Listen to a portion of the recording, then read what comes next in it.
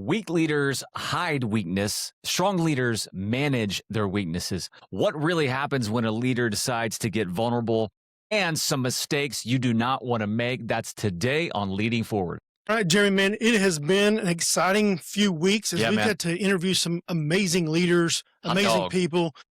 And just thinking about what I've learned and what I've learned through the process. And, you're talking about some vulnerability through what it means for us and how do we continue to lead and things we need to understand through that. But let's take a few minutes and just talk a little bit about different people that we've had on this season and what we've learned. And we've got some amazing guests coming up. Yeah, man. Let's go back to Andrew Jones of Able Solutions and Able Roofing. He was week one.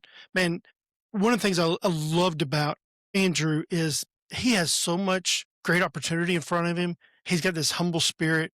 Oh my gosh, yeah. One of the things he talked about was just the importance of winning at home first. Yeah. Andrew is one of those guys, if you're listening and watching, I can't say enough. You need an Andrew in your life. Oh, absolutely. And his whole family's the same way, his wife, Amanda. But Andrew is one of those guys who will literally show up and move all your stuff. And like he did that for me 2 weeks ago, him and Amanda. And man, and just bless you along the way to speak real encouragement. And he's able to do that because his priorities are aligned. And he's not a perfect guy, just like we're not, but he's a purposeful guy. And he lives out at home what he believes. Yeah. Love Andrew. Absolutely. So if you didn't watch that episode, I would encourage you, make sure that you like, subscribe, follow, do that right now. Go back and watch Andrew Jones's story. Amazing. Yeah. Andrew, thank you for being a part of the show. After that, we had Justin Wegner on. I just want to talk smack to Andrew real quick. Okay. He's been slacking on his workouts, it looks like. Yeah. So he should probably lean in that area, don't you think? I've been trying to train him. He just doesn't listen. So love you, Andrew. Appreciate you, man. All right, so we had Justin Wegner after. Yeah, Justin, man. Yes. Day 41. I love the story behind day 41, which was, 40 days of adversity. Time and time again, we see this pattern. And then day 41 representing, there's another morning coming. Yeah. God's mercies are new every morning. And what happens on day 41? I just love that whole message. Oh, it's absolutely amazing. Day 41 apparel, everything they're doing really is amazing. And what I love about his story is it starts with a conviction. Yeah. Man, he was successful and was doing great things. And what he realized is this is not of God. Right. And so he allowed his convictions to change the entire direction and trajectory of his life. Both of those. Put those together. Your trajectory and your direction of your life. And it came with some struggles and it came with some pain, but his conviction said this is more important. And what a testimony for everyone who has this wall up for business or life outside of church or maybe outside of home. It's like, this is, bro. And just today's about getting vulnerable. Somebody had good intentions to disciple me in an area of coming into ministry. And it's like, man, gotta have good boundaries. It's truth. It's real. But as a result, I put up gates between ministry and what happened with my family and just as a protective measure. And then what I've learned is, man, I need God to just weave all of it together. And when we open those areas up, he can bless like no other. That's our God. Yeah, absolutely. And that's seek first the kingdom of God and his righteousness, and everything else takes care of itself. It does take care of itself because you don't focus on it. Yeah, that's good, man. That's good. And then Clarence. Man, Clarence, what a rock star. This guy.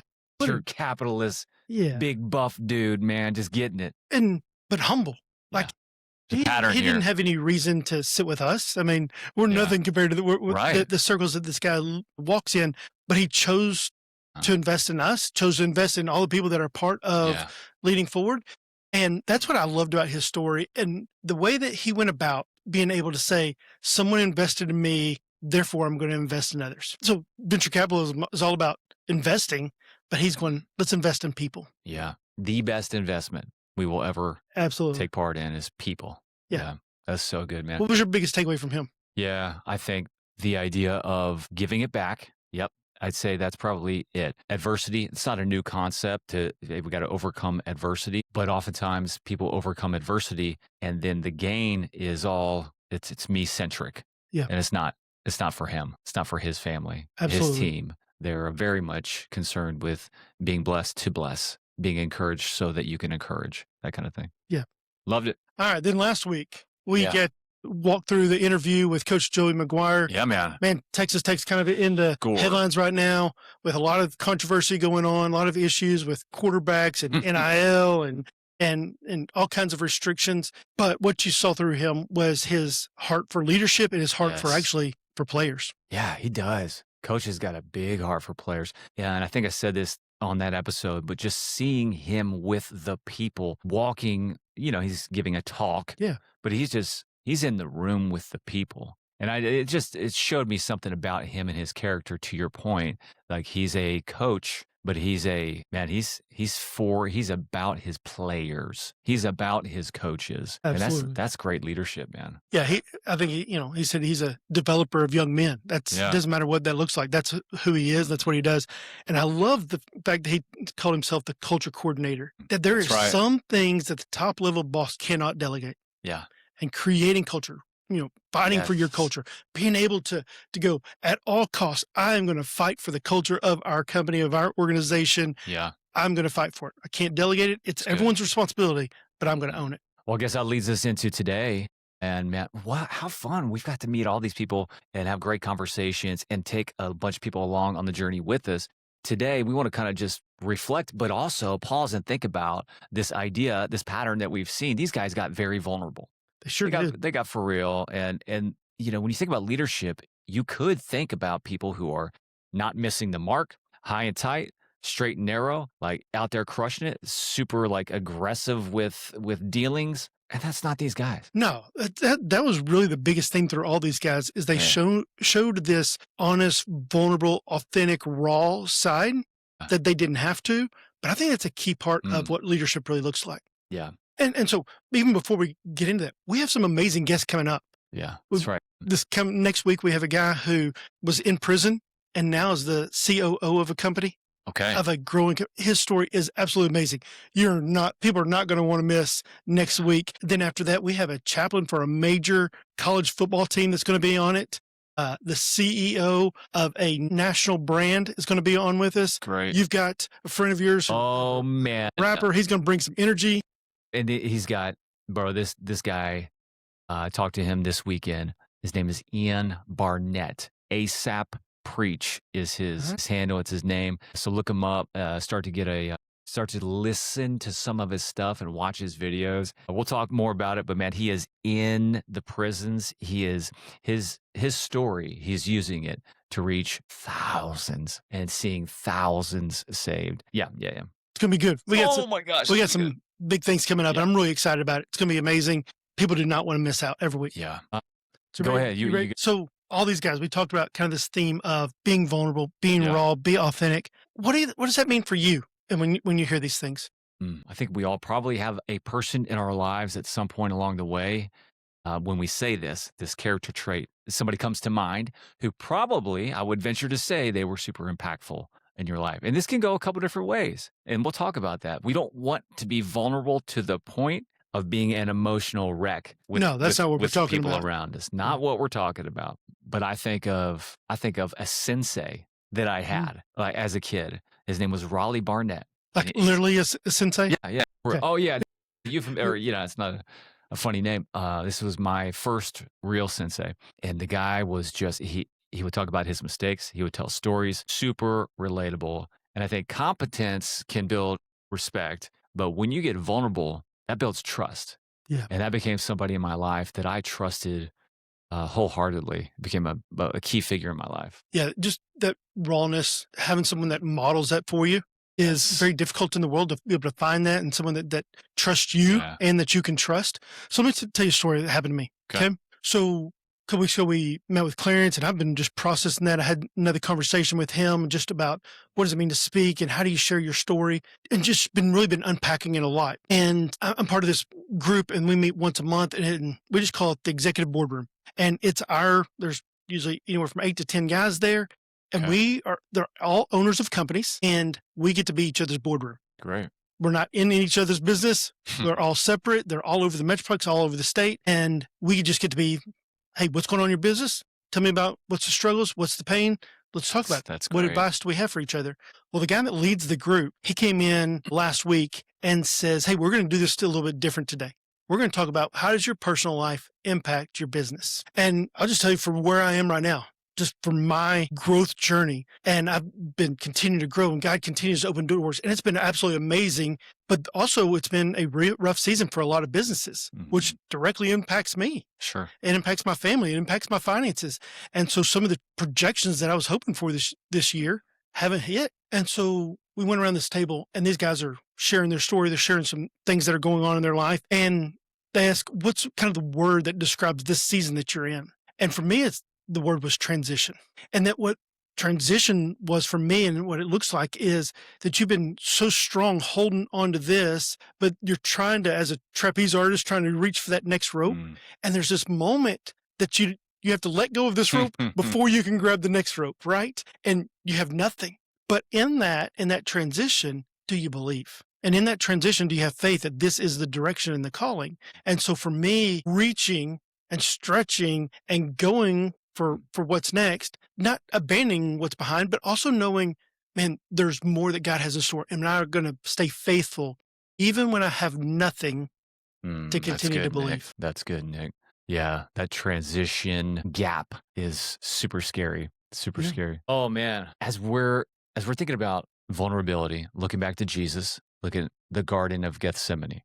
He tells Peter, James, and John, he calls them there and says, my soul is overwhelmed with sorrow to the point of death. Yeah. He doesn't pretend like everything's fine. But what he does is he brings them in and lets them see his heart, lets them see, man, this is what I'm feeling. I can't think of a more trusting exercise or demonstration of access that he gave those three men to say that, because this was their Messiah. This is our Messiah. And they couldn't even understand the weight he was under. No, they didn't. They couldn't, but he chose to say, hey, y'all come pray for me. Y'all be a part of this. Yeah. That's good, Jerry. And what he did next is killer. It is, I think, I've missed this so many times. He doesn't stay there, but he continues on the mission. And he uses that keystone moment as an opportunity to bring them in, give this level of access and buy-in and insight into what's going on and his priority, his feelings, and what's happening. And then he says, okay, then they came to a rest. But, let's go. What's next? Game on. Game on. Yeah. He didn't stay in that place with them. Yeah, that's good. Yeah. That he understood a greater purpose. He understood this is part of the struggle, led to him crying blood, right? I mean, this is excruciating stress. We all think we're under stress. This is a whole different level, right? Yeah, man. It literally is the weight of the world. And so to bring other people into that. So how does the leader today, leader of an organization, a pastor who's leading a church, small church, massive church, business owner, has 4 employees or has 400 employees, what does that look like today? Yeah, I think it's important if this is like sending up some flags for you, you're like, yeah, but then I'll lose credibility. That is a risk, right? I think that's a real question to ask yourself. Like, hey, is what I'm about to share and who I'm about to share it with, can I trust that it's serving a purpose? There are times that you could, in any leader in the church world, let's just start with that.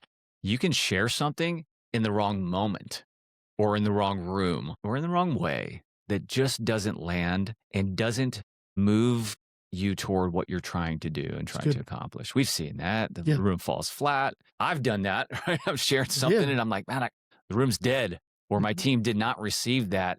Or I can't read anybody. But then there are times when at the right moment, if you strategically give people access, pastors do this frequently, whether it's a joking deprecating kind of moment, just lighthearted, or if it's a pause.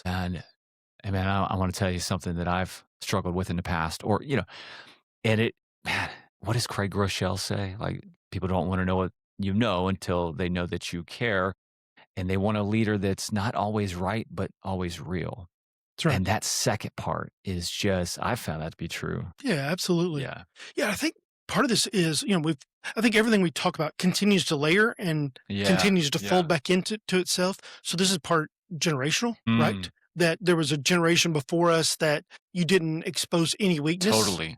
and everything needed to be right. Everything needed to be buttoned up. Yeah. And it was important for that generation.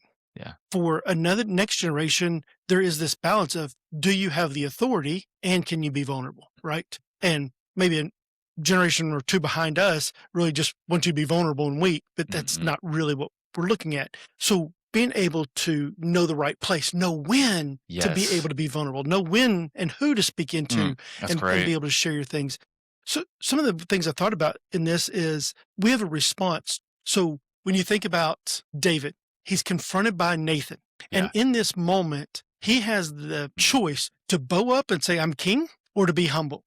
He has the ability, because he is the king, to respond in a couple different ways. Sure. And he can either say, stay out of my business, off with your head. He can do a lot of different things in that moment, but he chooses this humble attitude that really of repentance. So out of that, we have Psalm 51. Psalm 51 doesn't exist if Bathsheba doesn't happen. So do you allow your weakness and your struggle and your pain to be part of the redemptive story that actually creates something beautiful? That's it. So if you're in a position of authority, if you're a leader in any form or fashion, if you're a mom, if you're a dad, you're a leader in a sense. If your child points out something that happens to be true, hey, mom, you've been yelling at sister or whatever that thing is, we are wise to slow down, is what you're saying, and take into account, like, hey, is there truth? So vulnerability isn't just what we're sharing or not sharing, it's in how we receive feedback and receive criticism. Yeah, that's good, man.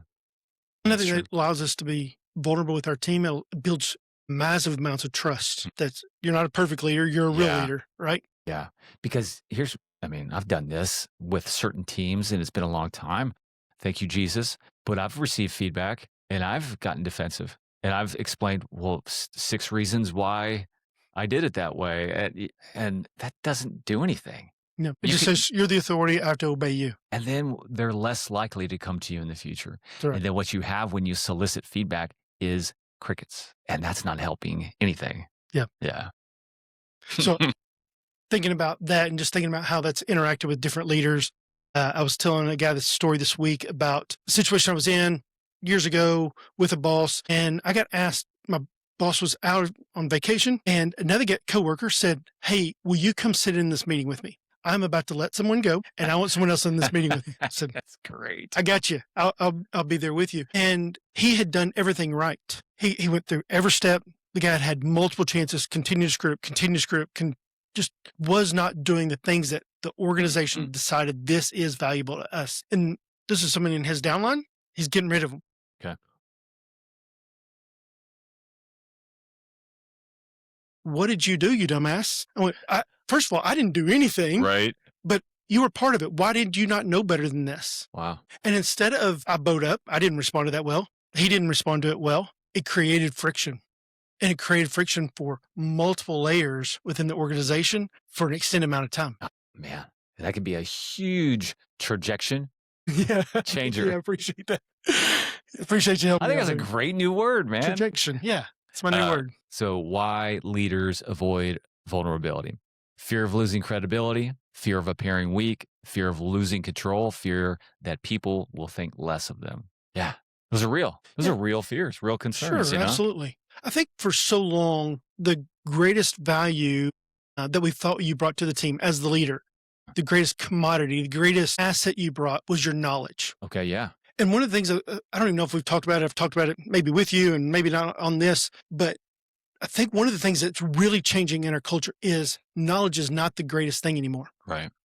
AI, our phones have more knowledge than we could ever have. I'm even questioning things like, well, what's the purpose of college or school? At one point, it was to gain knowledge, but now this has more knowledge than I can ever learn. So the question is, if knowledge and information isn't the greatest asset, what is? Well, I think it's this real leader who is able to connect more than just give you information. They're able to create transformation by how they lead. That's great. So true. People don't need more information. Yeah. For years we did. Yeah. For generations, for all the time, it was if you had more knowledge and more information. Yeah. Well, then you had power. I should say people don't necessarily need information's good, and yeah, absolutely. But it's not the highest value anymore. Right. Yeah, that makes good sense, man. And I think one of the things that going to transform in business, in our society, in churches, in leadership as a whole is the ability to connect. Okay, then, so when it comes to vulnerability and connection, what's the difference in your mind between being vulnerable and oversharing? Oh, yeah, that's because, we can quickly get to a place and we know that person, we know the oversharer, and it's like, we know what we think. Sure. Yeah. So I think this is, let me roll back in some DISC. Do you know our DISC assessments and knowing who the person is that you're talking to? And do you know how to speak their language? And knowing how much to share, what's important for you to share with them that may be different for person A, B, and C. Yeah, that's good. So case study, if there's a team and there's a direct report relationship, and then you go outside of the team environment, whatever that environment, workplace is, and then say there's a Bible study or a hangout at friend's house, and the higher authority overshares. Then when you go back to the workplace, that stuff ties in. It's in play. Wherever you go, there you are. Very well said. And I think if you can overshare outside, you can be vulnerable to a point of fault with somebody, and then not even realize that when you come back in the workplace, that's the same person that you just shared that stuff with. And now there's this work professional relationship and it's impacted. So the question is what I'm sharing gaining trust? Is what I'm sharing gaining connection? Or am I just sharing because I want to talk? Right.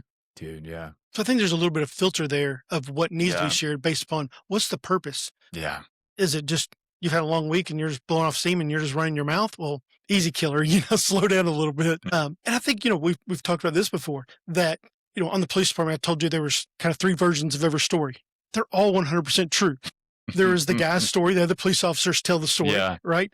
There is the dad and buddy version of the story. And then there's the mom and wife version of the story. That's great. They're all accurate, but not everything needs to be shared at every level. Yeah, that's good. Justin, going back to Justin Wegner, he said something about, sharing with his wife. That's his partner.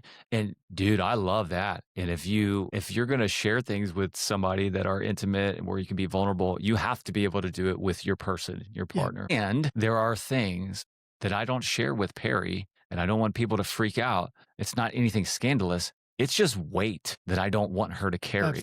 Yeah. Like would she like to know things that are going on pastorally? Maybe not. Right? And some of that I can share, but there are things that, and she knows this, and she doesn't want. Even if she asks me deep down, I think I would, like, the thing I should do to protect her from this is have discernment. That thing may not need shared with that person. Yeah. I may need to go to my supervisor. I may need to talk to Nick. I may need to talk to my coach, Yeah. And I think that's really important, for business coaching, for pastoring for so many years. Me and Leslie she knows my calendar. She knows everybody that's on my calendar. Smart. She can look at my phone and see anybody messages or emails or texts or whatever. So there's full transparency there. And I have the ability to say, this is client stuff that I don't have to talk to you. This is pastoral counseling stuff. And she knows where that line is. She also has the ability to go, something's not right here, and I want to ask more questions. Great access. That's a tip for anybody. That's a marriage tip. That's a everything life hack right there. Yeah. And so, but we've built enough trust that she doesn't have to ask about everything. Right. She goes, this is weird. You've got 3 messages from this person in the last day. Yeah. That's not normal. What's going on? But that doesn't mean that we're breaking some type of confidence. It means ultimately she's number 1. Yeah. Dude, you said something. I was going to springboard off of that, and I springboarded into the clouds. I don't know what I was going to say. Something about spouses and partners. I don't know, man. So one of the other things, like this executive boardroom, is what we talk about is going, hey, we are all business owners. You are all leaders. It has to stay here. This is not pillow talk. This is not anything else. This is the place for you to be honest, to be vulnerable. That's good. I think it's one of the things I love most about my job and doing coaching and consulting, whether it's with, CEO of a company or team leads or doing some church consulting, whatever that looks like. Leaders are often lonely. Mm-hmm. And I get to be the person who they can confide in. Mm-hmm. And so if you don't have someone that you're confiding in, you're going to struggle. Yeah. So that's a good point. Inside your organization may not be the place where you want to share a certain thing, especially if it's like personal annoyance or grievance. Bit of a gear switch, but going back to the spouse thing, I've remembered it. So when you're sharing, there are things that it's just unwise to share. Like being vulnerable is one thing, but also there's a way that you can be foolish. Meaning, oh yeah, like let's say that my flesh rises up and we're on a cruise ship and I see a lady walking by and then we get, nobody thinks anything of it. And then we have dinner that night and we get dressed up and we order the caviar. Nobody does that, but I don't know, whatever. Brussels sprouts. And then we have a glass of red wine and we're sitting there and the night's great. And I'm like, babe, I feel like I really need to share with you that there was an attractive lady that walked by earlier today. And I just, man, my flesh rose up. And like, maybe that's a thing that you need to do, especially if there's history there and you're on a path to building trust again. But dude, I don't want her to say everything that she, that comes up in her mind. Sure. Or like, hey, I had a dream last night. Cool. I don't want to hear about every weird, like Nick Nolte. I don't know, man. That's not me. That's, So, I'm going to see if I can dig you out of this hole before you keep going. Baby. Let's go. Take us somewhere else, man. I think an important part of leadership is having discernment and having the wisdom to go, I need to be able to share. Yeah. I need to be able to vent things that are on my mind and in my heart that are overwhelming to me. I have to have that circle. And if you don't, you're going to lead yourself into some struggles and some different pain, and that can go a lot of different ways. True. You have to have a circle of guys. For men, you need to have a circle of guys. For women, you need to have a circle of women that are connected to you and one off from you. So like what do you mean? So like for me as a coach or a consultant, that I get to be that person for so many business owners, for so many pastors, to be able to speak and go, you can't talk to your board. You can't talk to your leadership team. Leaders don't vent down. Yeah. So who's it go to? Dude, well said. One note, I think I should say this, is that guys, don't let your vulnerability partner, whoever you're sharing the stuff with, be another female that's not your wife. Oh, yeah, absolutely. Right? Unless it's a professional thing and you're sharing a professional thing. But like, you shouldn't have a BFF girl, first and foremost. And man, how dishonoring would that be for me to share some personal, intimate, like frustration, or maybe it's a frustration. I've seen this, man. I've pastored through this. I'm sure you have too. Or let's just say it's a guy and he's having marital issues and he's venting about the frustrations with his wife to this chick. And it's a relationship that's like borderline and BFF. And I'm like, you need to shut that down last week. And same thing for the ladies, man. It's got to be same sex. Absolutely. It's got to be. Yeah, you go complain to someone of the opposite sex. You're right. You don't deserve to be treated like that. That's how Satan's going to work. That's how you're going to lose your future and lose the things that you've been building over a stupid moment that you shared with the wrong person. But it's online. It's only on Facebook Messenger, bro. Like, what's the big deal? Yeah. Okay. Yeah. I like this, man. This is not mine, but your team does not need a superhero. They need a trustworthy leader. Vulnerability doesn't diminish leadership. It humanizes leadership and strengthens influence. Yeah. The full thing. Yeah. Yes. Your team doesn't need a superhero. They need a trustworthy leader. Vulnerability does not diminish leadership. It humanizes leadership and strengthens influence. Yeah. That trustworthy leader. Listen, when you're in the battle and you're in the middle of the fight, it's not the time to be vulnerable. Oh, that's good. Right? Mm-hmm. They need that leader to be trustworthy for the battle. Mm-hmm. So go fight, make decisions, make direction, say, this is what we're doing next, and fight. Dang. Afterwards, you can calm down, think cool, and be able to have those conversations. But when you're in the middle of the tension, when you're in the middle of hard decisions, they are looking for you as a trustworthy leader who can be the decision maker for the organization. That's such a key part of this, man. I didn't even think about mentioning. I'm so glad you did that, Nick, because that is so true. When you have momentum and you're in that moment, not the right time. Yeah. Yeah. Coach on the back end is what we say. Sure. Coach on the back end. Talk about the things. Hey, when you said this made me feel this. Is that what you meant? Dude, do that on the back end. Get through the thing. Find a reasonable spot to talk about it. Good. And I think the other part of vulnerability is saying, hey, I'm going to be giving a speech to our board. Can I sit down with you and go over my speech with you? As someone who's not even in your downline, someone who's over someone separate, you're leading something new for your team, being able to go, I'm letting you in on a vulnerable thing. I don't think I'm strongest in this area. Will you help me? That's great. And someone who's an expert in that area. So that's a whole nother area of like vulnerability, wisdom is seeking help, seeking feedback, asking someone to partner with you in that way, and giving them access to give you criticism, to And give you feedback and honest wounds coaching. instead Yeah. of kisses, you know? Yeah. Yeah. And if you surround yourself with yes people, you've already reached your ceiling. ChatGPT. Yeah. If you surround yourself with the yes people, you've already reached your ceiling. Yeah. ChatGPT, they has the echo chambers, right? And so if you're just trying to say, hey, are you doing good? Jeremy, that's a great question. Idea. But you have to surround yourself with people who are willing to be honest with you Mm. because you have proven to be someone who listens. Dude. Side note, since we hit AI, man, if you haven't prompted your AI of choice to give you real impartial feedback, or better yet, design a committee, design an advisory board of people and personas with distinct voices, prompt your AI that you're using to do that like yesterday. Because if you don't, Good. they're just going to fuel whatever fire you start. Yeah. Yeah. It's really good. Man, this is good. This is important parts of leadership. It's things that we've learned from leaders this season. Great stuff, yeah. And I think we're going to see even more of it to come. Yeah, I bet. Just thinking about some of the people that we're going to have on the show and people that we know, they're going to share a level of wisdom and understanding from high-level leaders who understand what it's like to be in the real fight and to be a real person. Hey, thank you so much for being part of Leading Forward. We are grateful for you. We're grateful that you're in this with us. Continue to like, continue to subscribe, continue to follow. When you see reels, when you see posts, make sure you hit like, put a comment on there. Share that with someone else because you believe this is valuable and we want to continue to add value. Last thing I'll tell you, if you have someone that you want to recommend to be on the show, please send us a message. We would love to follow up and be able to find high-level leaders how we continue to learn from them. Hey, thank you so much. We look forward to seeing you next week on Leading Forward.